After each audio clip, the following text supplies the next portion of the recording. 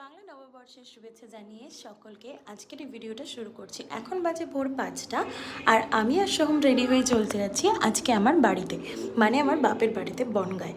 ওখানে একটি পুজো আছে আর তাছাড়া অনেক দিন ছুটি পাওয়া হয় না, তো সেই সুন্দর আমরা সকাল সকাল স্কুটি নিয়ে বেরিয়ে গেছিলাম। প্রায় 65 কিলোমিটারের রাস্তাটা ঠিক এরকম ছিল।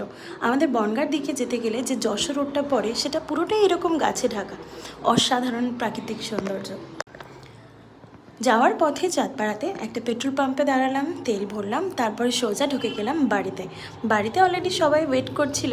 তারপর পুজোয় বসে গেছিলো মা জেঠিমা। তারপর আমরা একটু চা খেলাম, বিস্কিট খেলাম, যেহেতু অনেক সকালে উঠে গেছি তাই ব্রেকফাস্টটাও নিজেরাই বানিয়ে নিয়েছিলাম। ব্রেকফাস্টে ভাই আমাকে হেল্প করেছে।